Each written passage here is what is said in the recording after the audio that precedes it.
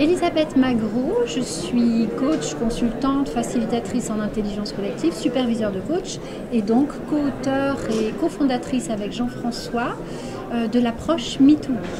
Moi je suis Jean-François Thirier, je suis à la fois aussi coach, facilitateur, formateur de facilitateurs et aussi cofondateur avec Elisabeth de l'approche MeToo. Alors, la raison de notre présence ici, c'est que nous intervenons essentiellement au sein des équipes sur la qualité des relations, la qualité du lien. Et avec l'approche MeToo, donc du jeu au nous, on accompagne les équipes pour comprendre finalement les 4 dysfonctionnements d'une équipe et comment remédier à ces dysfonctionnements. Voilà, l'idée étant de capitaliser sur la prise de conscience individuelle et sur la montée en puissance individuelle pour remédier à ces dysfonctionnements au sein des équipes. Alors pour nous, il y a un premier dysfonctionnement qui est la difficulté à se relier à soi-même. C'est-à-dire que dans des équipes, on peut avoir des gens qui ne disent pas forcément ce qu'ils pensent, ne pensent pas forcément ce qu'ils disent ou ne font pas ce qu'ils disent. Donc des gens qui s'assument, des gens qui se positionnent, ou à l'inverse, on peut avoir des gens qui se positionnent trop, qui ont un excès, qui prennent trop de place parfois dans les équipes. Et donc ça, c'est le premier dysfonctionnement. Le deuxième étant à partir de là la difficulté à se lier à l'autre ou aux autres au sein des équipes. Et cela peut se manifester de 2 façons complémentaires, on va dire. Soit je manque de confiance en moi, je ne connais pas le contexte et je vais avoir du mal à faire confiance aux autres.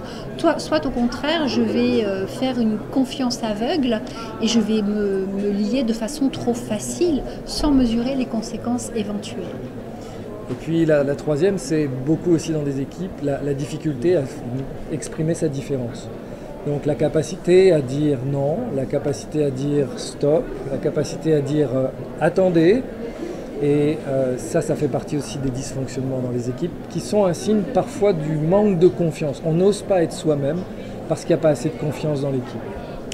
Et enfin, parfois, les personnes dans les équipes n'ont pas cette capacité à se relier à plus grand qu'elles-mêmes, que ce soit à l'intérieur de l'organisation, d'autres parties prenantes du système, ou bien à l'extérieur, envisager d'autres partenaires, d'autres parties de l'écosystème, des clients, des fournisseurs, etc., etc. Voilà, on est trop centré sur soi et on ne s'ouvre pas assez à l'écosystème, à des dimensions plus larges que nous-mêmes. Et on voit bien aujourd'hui, par exemple, comment prendre en compte l'état de la planète est une difficulté. On est très humano-centrique et pas très globalo-centrique d'une certaine manière.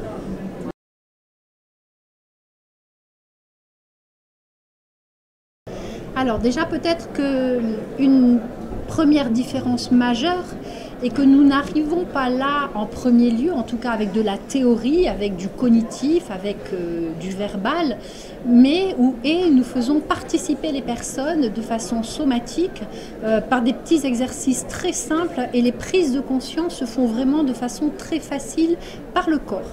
Nous avons accompagné des équipes, nous avons des clients qui accompagnent des équipes où la prise de conscience, elle est rapide. L'incapacité par exemple à dire stop, à dire non, je suis dans une fonction support, je croule sous les demandes et je dis toujours oui.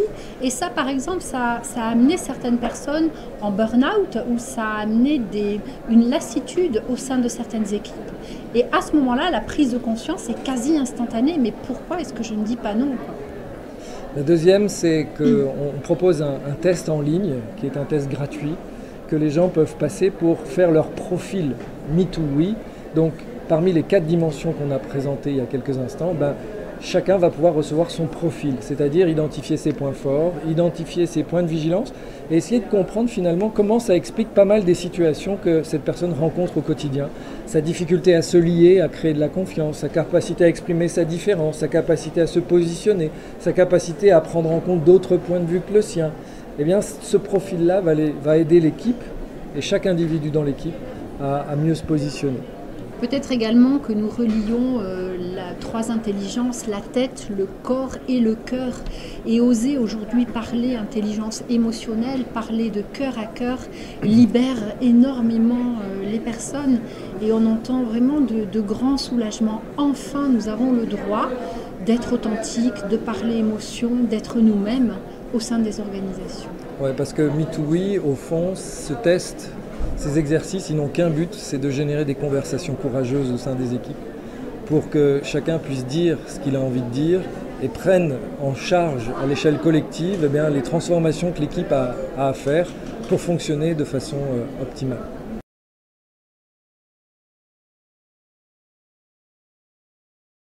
Enfin, on a le droit de parler émotion. Enfin, on a le droit d'être soi-même. C'est quelque part d'enlever un costume. Enfin, je sais ce qui se passe. Soit à titre individuel, voilà, je ne sais pas dire non, ou je ne sais pas appeler à l'aide, ou je n'ose pas. Là, c'est surtout au niveau des je ne sais pas. En tant que manager, que dirigeant, c'est enfin, je sais où est-ce que ça dysfonctionne. Là où en toute logique, ça devrait marcher, où je pensais que cela marchait. Des non-dits, passer de l'implicite à l'explicite aussi. Et puis on a aussi des gens qui nous disent je peux vraiment être moi-même et je me sens entendu dans ces conversations. Et ce qu'on entend beaucoup, c'est on aurait dû le faire avant. Ces 4 dysfonctionnements peuvent être découverts plus en profondeur dans le livre qui va sortir à la fin du mois d'octobre, qui s'appelle Me2We, l'intelligence du lien.